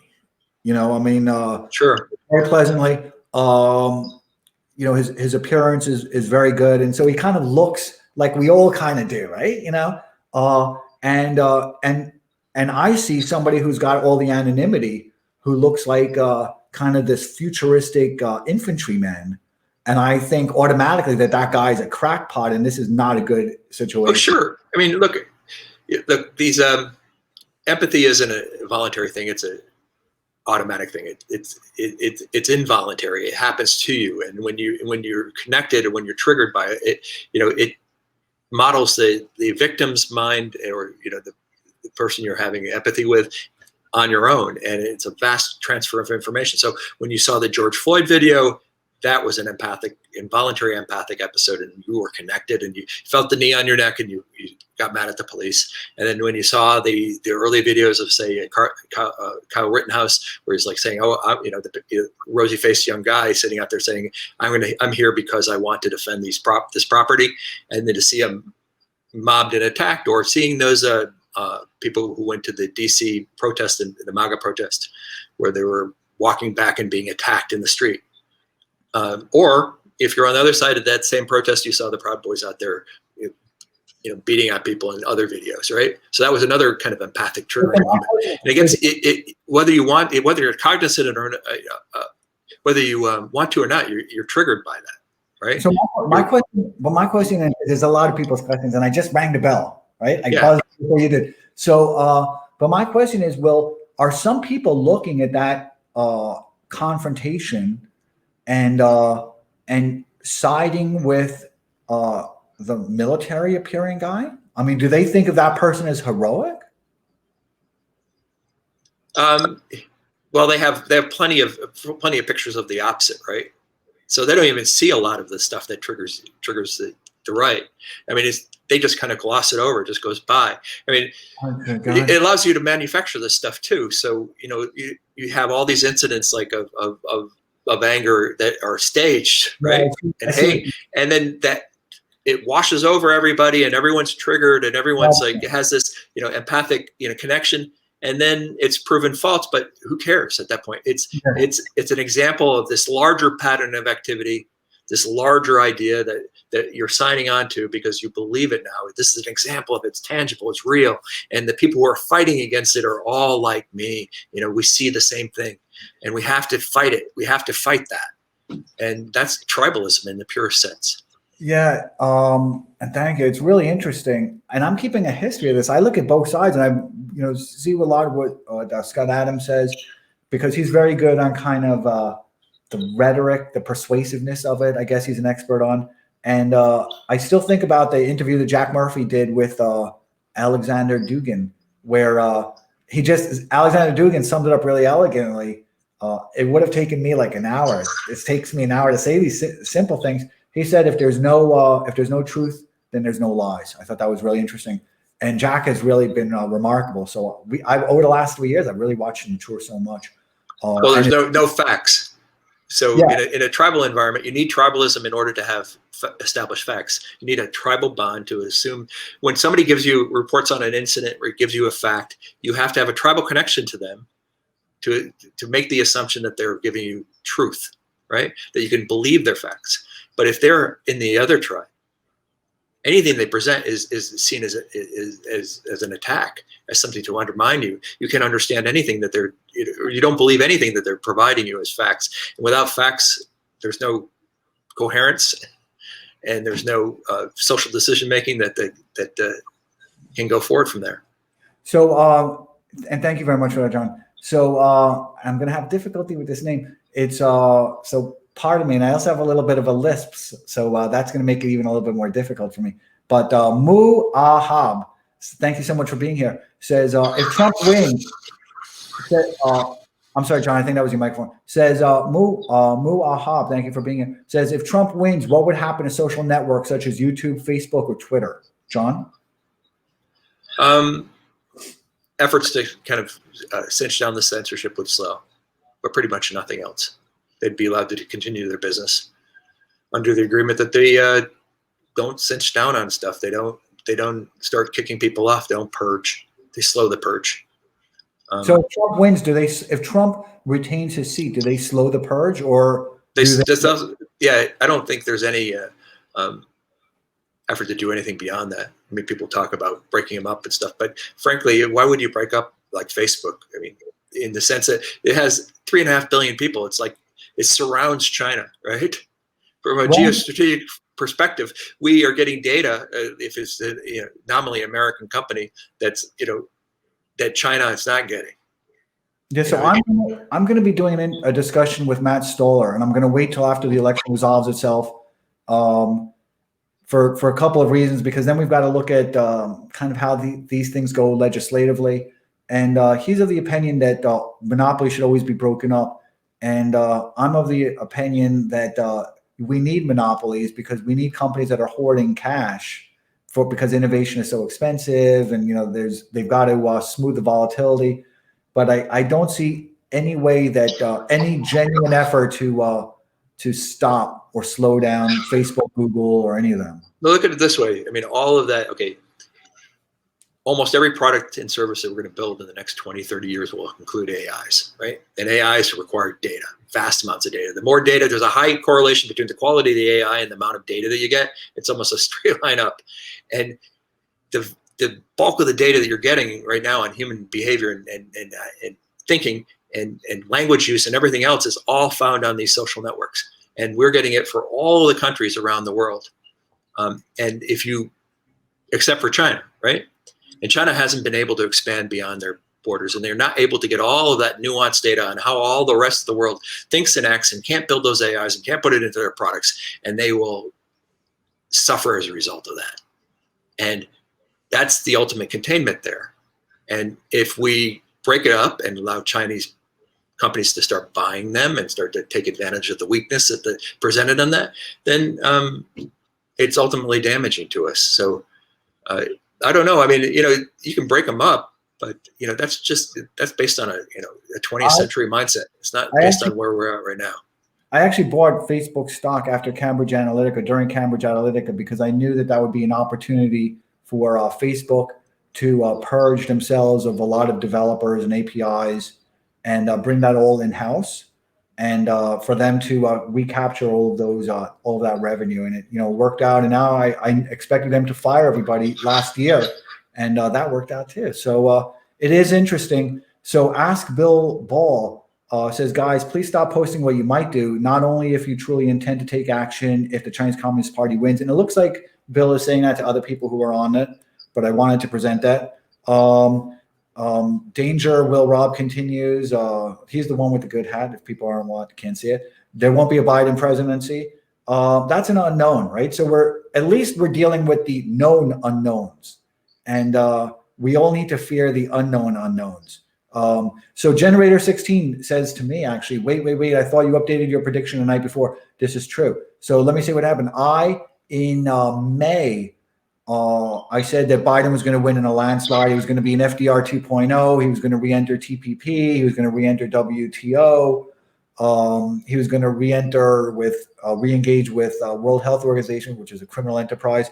And I promised myself that I wouldn't look again until right before the election, because I didn't want to go on that roller coaster that particularly the conservatives were thrilled with participating on the thrills of the roller coaster, which I don't like. So the night before, it seemed like Trump had a lot of momentum. John and I also DM'd about that. And, Trump was remarkable. He really drove turnout in such a way that I don't think the political machines could write ballots quickly enough to stop him. He just turned out people. He activated people. I think one of the mistakes that Biden made is they kept on posing in masks. And I think it was such an ominous sign, a foreboding sign of a future, that it terrified the crap out of people to see Kamala wearing some type of a fashionable type of mask with Biden, even though there was nobody within 100 feet of her. I mean, it was absolutely insane. And there were a couple of kind of cues like that I think Trump just really pounced on. And I'm sure John has his own feelings on it, but I thought that he was, the night before I said, he's going to turn out so many people that even they're a corrupt machine, a local kind of fragmented party by party machine, because it's very fragmented the way these things work, won't be able to turn out enough ballots to stop them.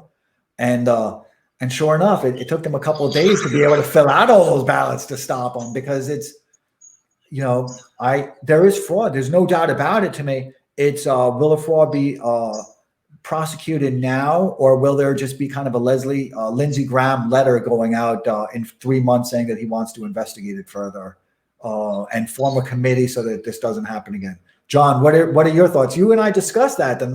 No, I mean, I thought it was going to be a close Biden victory, because I mean, it was going to be rigged that way, and it, you have to assume that both parties, and it's always been the case, that they're working hard to rig the election.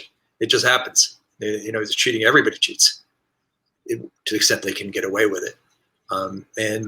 There's a lot of slop in this system and a lot of exploits that can be taken advantage of, and they are. And it really comes out. You only really truly see it when you see this kind of recount and the real pressure on trying to get the visibility up. And then you start to look at the data and things are problematic. You know what? It pretty much ended up kind of like I thought, in terms of the closeness. You and I a both. last minute search. You and I both did. We were DMing saying, the conservatives think that they don't understand how the apparatus has for the last 4 years has That's all they've been spending time on, is figuring out how are we gonna make sure that this election. I mean, you could see it in the way the media treated Biden. They didn't even ask him the question. And they still, have you noticed? I'm sure everybody has. How now I'm seeing all this imagery of Obama, very worshipful, of Biden, of Harris, and there's just the thing that I think a lot of people who voted for Trump really liked is that they knew that if they voted for Hillary, there would never be. She would just get carte blanche to do whatever she wanted to do, and there would never be any investigations. There would never be anything. She could just bomb Canada, and the media would celebrate her for it. So the thing I don't know. I don't know if that. I mean, they would have like hit her. I mean, they hit her during the 2016 campaign. They went after her, and they probably would have done it during the. I mean, they would have done what they do, but this was singular the way they treated Biden and Harris. I mean, nothing negative, no investigation, and it's going to be absolutely like zero, and it's going to be the same way throughout the entire presidency until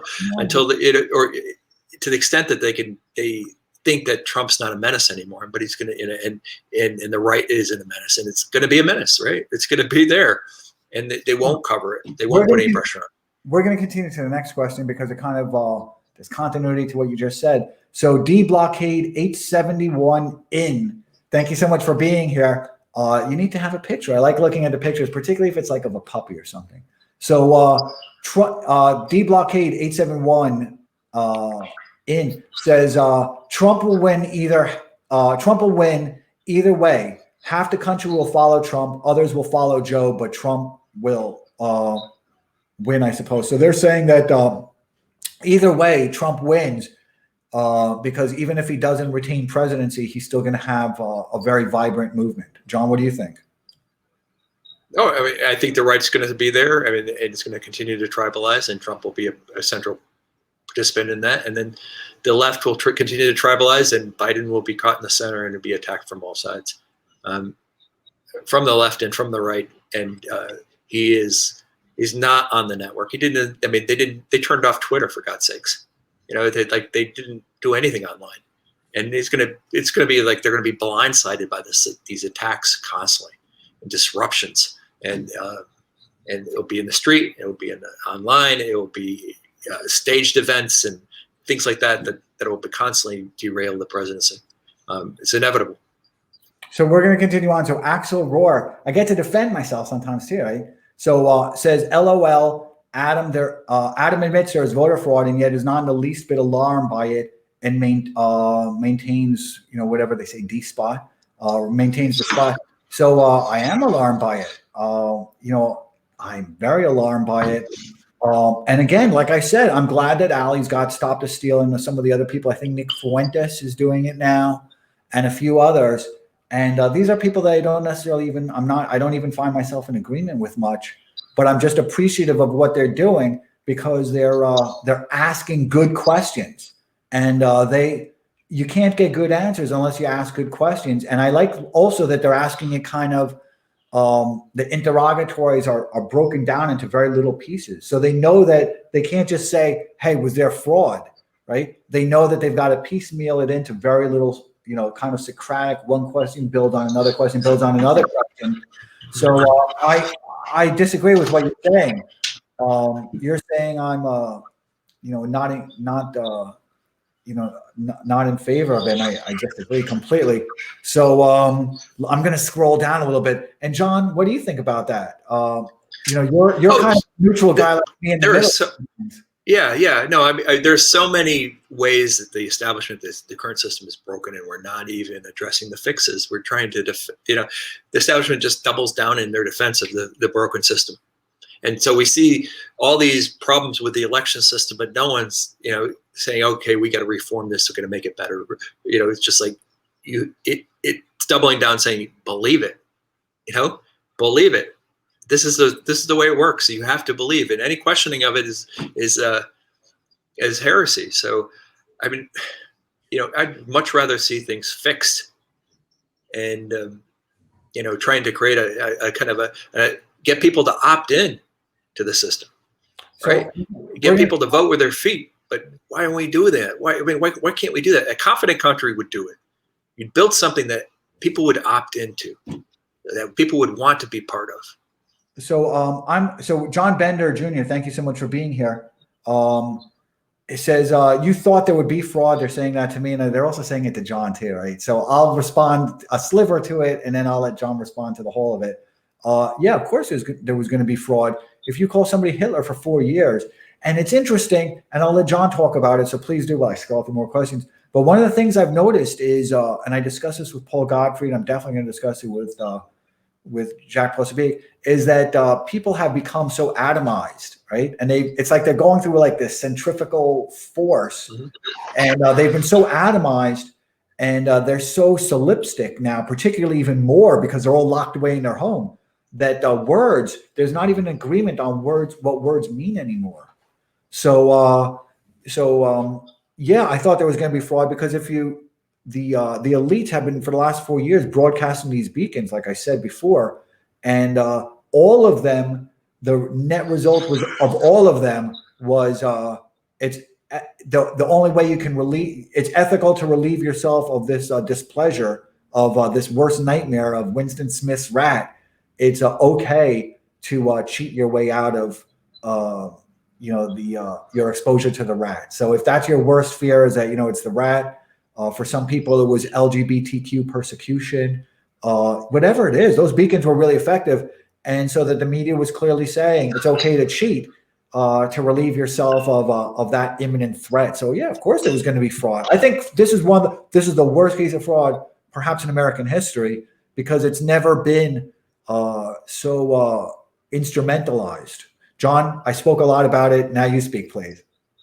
No, I mean, elections are knife fights. I mean, it's been that way in America, particularly during contentious times. You got to expect that. I mean, especially as decentralized as we are. I mean, there's not just one system for doing everything, and it's not all regularized, and it's not all standardized, and there's all these little twists and turns in state-specific regulations, and all these localities are participating. I mean, in a very contentious, tribalized environment like this, you got to expect it. And given the way the system's designed, the way it's built, and if you call that, if you call it and you focus in on it, you're gonna find it. And I don't think it was restricted to the left. I fully expected to see it on the right too, but no one's on the left is even doing it because they don't consider even engagement in this at this point. It's something they're going to do. They just assume that if they just say it's over, it's over. So we're going to continue. We're going to continue on and with Dr. Sexy, and I will say I know one thing about Dr. Sexy, and that is that they have 2 cats. And I've seen a picture of them. So they were kind enough to show me the picture, and that's all I know. And they retained their anonymity, and I'm sure I'll never encounter those cats walking down the street and say, hey, I know who you are. So Dr. Sexy says, and I don't know about this stuff, so other people, I'd like your responses to this as well, because I don't know.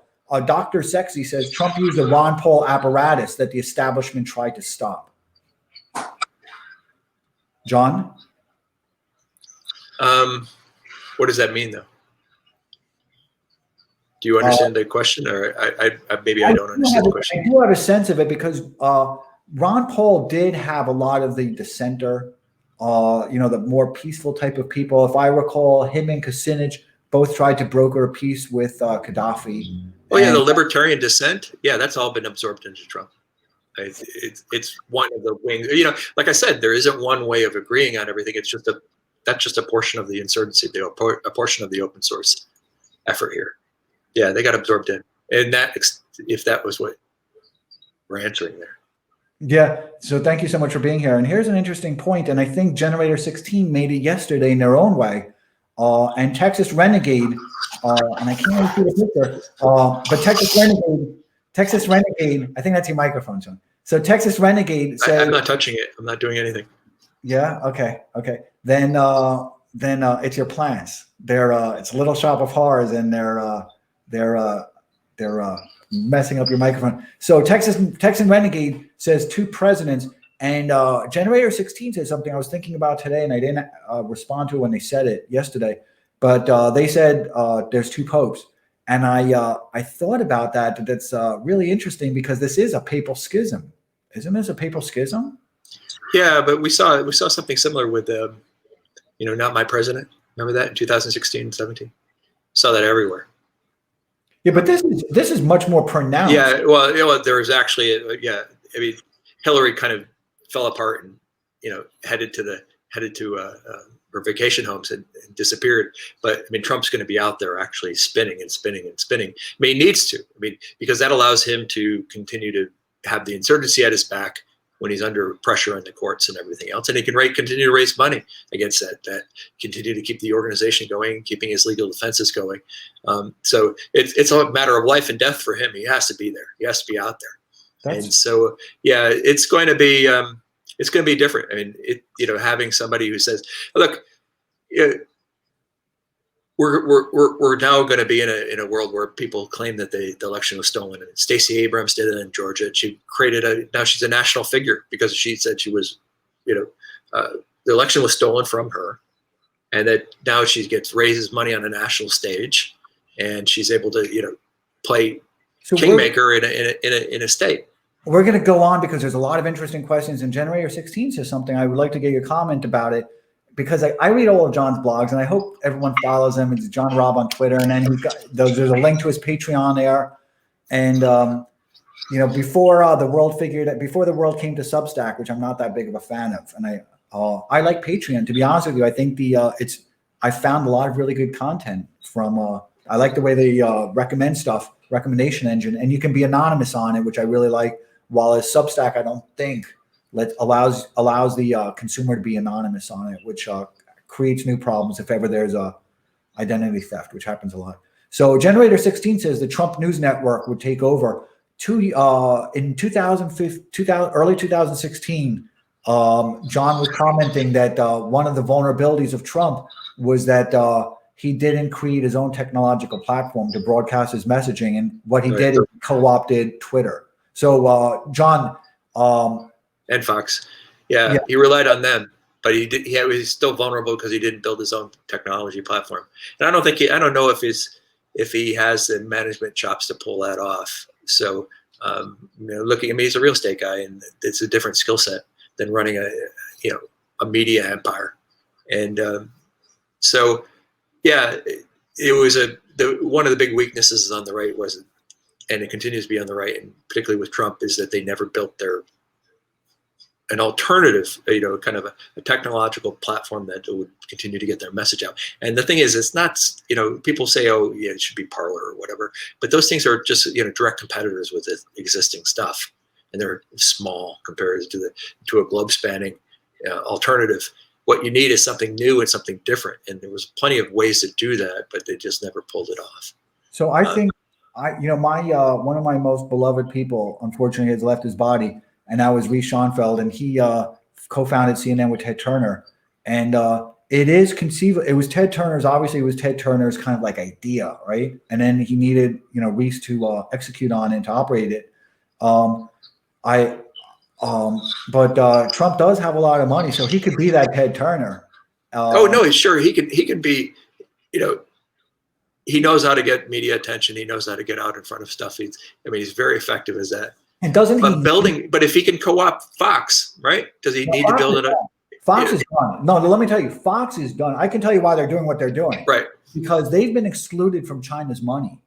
One of the reasons that the conservative media was anti-Chinese Communist Party, was still bringing awareness to it up until very recently, is because they didn't have any Chinese Communist Party money, right?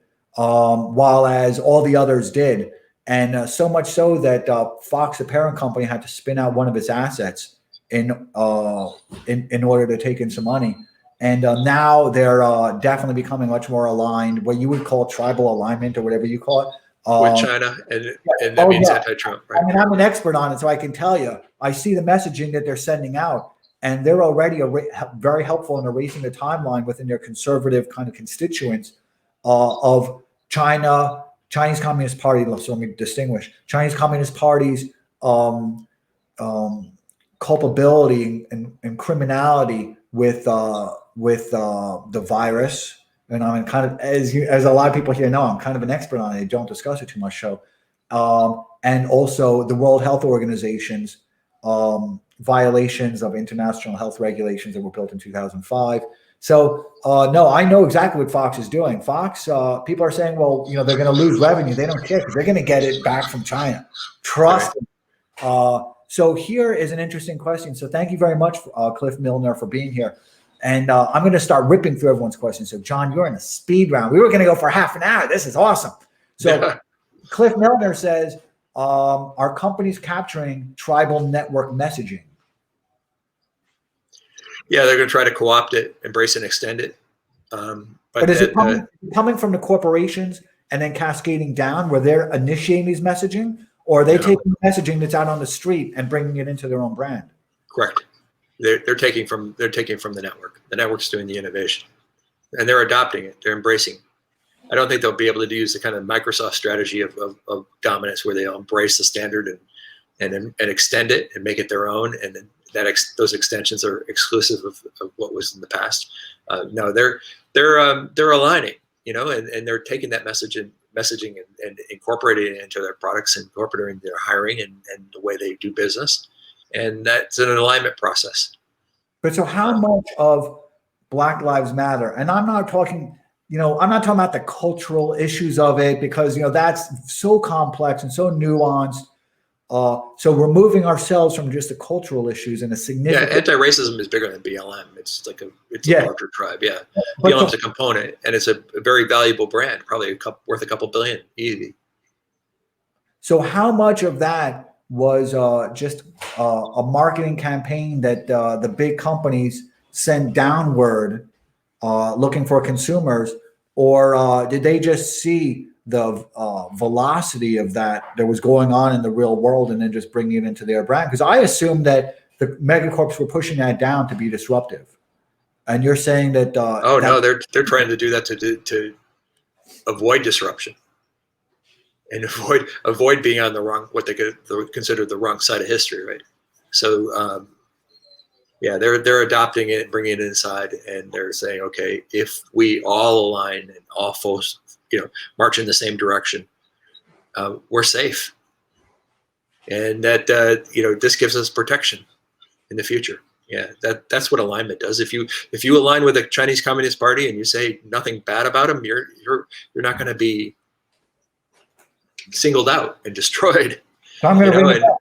I just rang the bell. That sucks, doesn't it? It sucks. I rang the bell, but it's the game show. It's the game show, right? So J Love 88 says the left is going to do away with Biden. John, is that going to happen? No, they're going to attack him all constantly. I mean, the guy didn't run on anything. He didn't run on any. There was no platform. There was nothing there.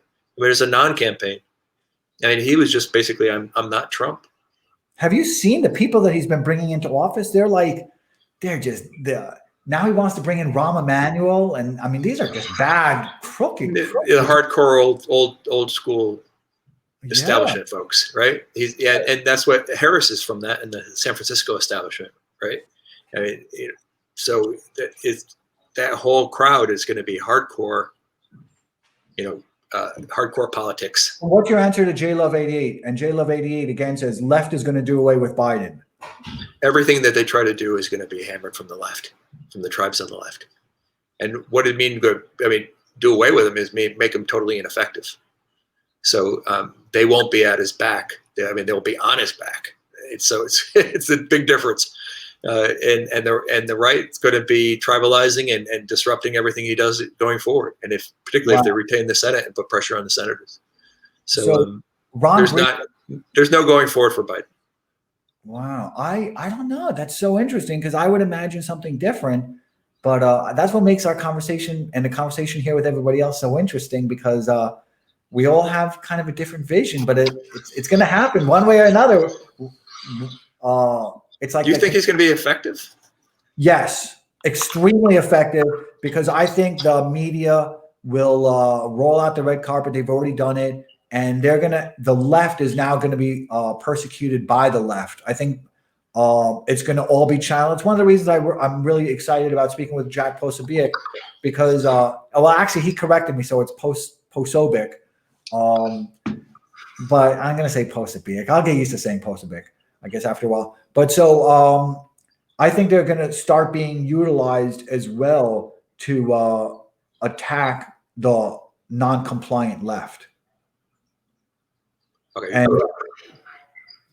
I think that the Antifa is kind of the militant arm of the establishment, and the left that might try and coax Biden to universal health care or a Green New Deal, which nobody believes there's going to be like a Green New. I mean, nobody in it, it's rhetoric, right? I'm an investor, so I mean, I can appreciate that, and we're all adults here, so we know that politicians will say some things.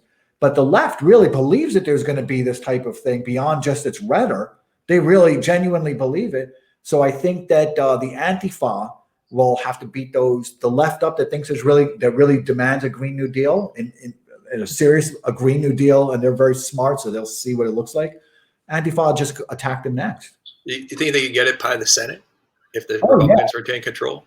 Oh yeah, the Senate is just like Biden, just like Obama. Obama was extremely congenial to power, and power was very congenial to him. He did a lot of damage. But I don't know. I mean, in this environment, and it's the reason why you didn't see senators and congressmen flipping, is that they will be dead. They'll be gone. I mean, they'll be harassed to the end of their term if they what? They don't care anymore. Just watch. You're looking. Okay, that's awesome. Look, so good. You could say you don't care because you don't worry about your next term, but if you're going to be harassed, and your kids are going to be harassed, and your wife's going to be harassed, and everyone is going to be harassed, and you're going to be trolled, and you're going to be, it's just not worth it. It's not worth it to do it. I mean, you could say, you'd rather go off and play golf, and do what senators do, right? It's just then take that kind of heat. I don't see if the Senate is still Republican, I don't see any of them flipping ranks. I think it's going to be a straight line. So and everything they're going to do is going to be stymied by the Senate and then attacked and by the left and the right. See, I don't see that. I see Biden being looked at as some great reconciliator or reconciler, and it's just I see Biden being codifying megacorp rule. I see his role as essential to codify the megacorp rule. And I think that it's the changes that we've seen, the transformation in our people operating system are irrevocable. And after Biden, I call this dark city. I think I knew that this quarantine, and I was writing about it in March. And you and I even did a scope about it. It's going to continue to be weaponized. And you're more of an expert on the tribal nature of it. But I've been observing it, and I think a lot of people are very aware of it, and it's going to allow Amazon to take over. And there's really nothing against. There's Amazon, Facebook. They really don't have any real adversary. I mean, they've got posers like Elizabeth Warren and Cicelyne in Florida who who can speak the language, but they don't want anything. I mean, Warren is Warren. But so Janet Mahoti, thank you so much for being here. And what a nice picture that is. Says her expectation of Biden is he only makes it 1 year maximum before Kamala takes over. John, what do you think of that? No, it's mostly a Harris presidency. It was that way from the beginning. I mean, Joe's like he just goes out there and he's like gives everyone a bear hug, and he's like everything's gonna be great, and but he's not driving policy. He's not doing anything. I mean, he's just not in that mode. I mean, his schedule, from what I can see, it was only like a meeting a day. The guy's he's in first gear. There's no acceleration going into here. He doesn't have a big agenda. And so it's up to Harris to do what she does, but and she'll be calling the shots from the get-go. So if I think of these people as more and more, I think that the elites and the megacorps are no longer needing to preserve the facade of the executive office, of the judiciary, of the legislative branches. So I think that people, for some reason, people have already accepted the transformation of our people operating system into one that's now kind of megacorpian, and I'll talk about it some other time. But we're living in the prequel to the future of the science fiction future. We're living in a prequel to it, and I think people have already accepted that they like megacorps. They like the responsiveness from Google, the customer service from Google, more than they like the responsiveness and service. So that's why Amazon's like the most trusted brand in America. It's like, well, yeah. I mean, and if you look at all the other things, including many of the U.S. government services and stuff, it's like 2-to-1 versus Amazon. And, it's like, this is the kind of thing people are opting into Amazon, right? Because it keeps on providing them services and does stuff for them, and it makes it seamless. People are given no choice, and we'll discuss that in a different day, because I'm going to go into these questions because there's so many interesting things. So I had choice in 2000 when I started buying from. Or actually, 97 when I started buying from them, right? Yeah, it was just something that fit my lifestyle and what I did. So no worries. 2020 says stopthesteal.us. Yeah, they're doing a good thing. I don't know why the left wouldn't be embracing them just as, the left should be embracing them vigorously, because they're just as vulnerable as the right is to being taken out. These Detroit mothers aren't voting these politicians in. So they say that. I think the common narrative on the tribal left is this is a coup attempt. Is this a coup attempt? Yeah, this is an attempt at a coup d'etat. By Trump. And his supporters. They really believe that too. 100%. They do. And I have such really good friends that are on the left, and they're kind of very militant on the left. And I know a lot of hacktivists and anarchists, and I know a lot of people that are on the kind of malicious side of hacking too. And they're so smart. They do believe it though. And it's weird that their pain tolerance for this type of corruption is just so high. I don't know. It's just a weird thing. So stop. No, but they look, when you're in a tribal mindset, anything that you present, the other tribe presents as facts. Like, okay, this and this and this and this are facts. They don't see it as facts. They see it as malicious information, disinfo. They don't see it as real. So the conversation doesn't even start. There's not even any. Well, here's something interesting, and then I want to get onto people's questions, because people are so nice to be with us for almost 2 hours now. And you and I discussed this with Chuck Pizecki on a different Periscope, and I hope Chuck is here because I'm so impressed by him. I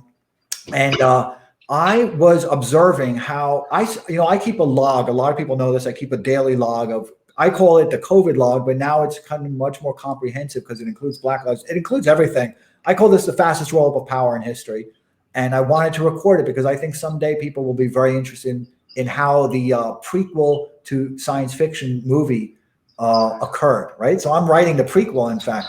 So, but I used to try and describe it to people, what's going on and, all the things that are going on. And people didn't really understand it because people just want to turn things into postcards. And their minds, unlike, John and I are both in our 50s, right? I'm 54. And you and I grew up in a work environment where boss would offer you a job and they say, go, give me a call in 2 or 3 days and discuss it with your wife and, tell me if you want the job, I'll hold it for you. And then you and I probably also remember when they would say, you know what, we're not going to give you a couple of days, walk around the block a couple of times, come back in a few hours, get some lunch, tell me if you want the job. Now, people today, these younger people are having to they're having to take complexity and under great emotional stress, kind of make decision rules and file it away, right? And they're doing it under a lot of stress. So now it's kind of like the boss is saying to you, you've got a fraction of a second to decide whether you want this job. So as soon as they say, I'm giving you the job, you've got to respond in that microsecond. That's how quickly people are making these decision rules and are filing into their file cabinet. So I can't even discuss my log or what's going on with people. Right. No, the volume of information is too high, right? And if you can't go back and look at the old stuff because it's already so dated, it's ancient history. All you can do is pick the salient pieces out from that data flow on an ongoing basis and construct patterns that make sense of it for you. And those patterns, if used maliciously, become the patterns used by tribes to form. But on our daily basis, in our daily scan, all we're doing is finding the interesting bits, and if we have good frameworks to fit them in, then we can make sense of what's going on. I mean, that's what I do, is just try to build frameworks for people. Yeah, you are awesome. You truly are awesome. You're very unique. There's not that many John Robbs that I know of out there. There's I don't think in America. I know a Spanish John Robb. I think you probably know some of them too, who have been really good at documenting and chronicling the Catalan separatist type of thing, because there was a lot going on there. There's some interesting people, but a lot of them are in Europe because they're very used to kind of the communist type of infiltration, the movements, and all the things that they do there to cause heck in the world. So Satoshi Yi, thank you so much for being here. And I recall you're very involved in virtual reality. So you asked about that in the sales thing, and then also when I did the investor series about India. So Satoshi Yi says, Scott Adams has a great point. Where are the data scientists on the left? John? Yeah, but you're assuming that they trust any of the information that's discovered by the right to be information. They see it just malicious and disinfo, and they're not there to dispute anything. They don't want to dispute it. It's over as far as they're concerned. Anything to the contrary is disinformation. So that's how they're fighting it. It's over. Get over it. We're going to line up the courts. We're going to line up the media. We're going to line up everybody that will listen to say the same thing, and build the consensus necessary to crush this dissent. So we're gonna, and I listen or watch the Periscopes pretty frequently with Scott Adams. I like it because he's very good at doing kind of the postmortem on ideas. He's very good at, and kind of in a game, when you play chess or you play Scrabble, you look after the game is over, you look at all the alternative plays that you could have done and why they might have been more optimal. So and Scott, I mean, there's a timeline on all this. This all has to do with certification and when the votes are reported, right? So if you can win the certification, it doesn't really matter if you have court cases and everything else. You got the certified votes, and they're going to Congress, and they will be counted against the tally, and Biden will be president. I mean, that's just the way it goes. Either you get him or you don't, and it looks like the certification is going in Biden's favor. So. The process is the process. This is not open-ended. I mean, the feeling that it will be open-ended will be there, right? And that it will be in contention will be there for a long time, and that's going to keep the right going. Can you bring me on? So we're going to continue. Bring me Annie. Everyone's going to get a chance to see my cat because we're going to be closing soon. So Scott, so Scott Adams asked a lot of really good questions, and one day I'm going to have to kind of clarify on our agreements and our disagreements, because I appreciate his work so much. So Janet says one of the few bringing things to light is Judicial Watch, and I think Tom Fitton was just suspended from Twitter.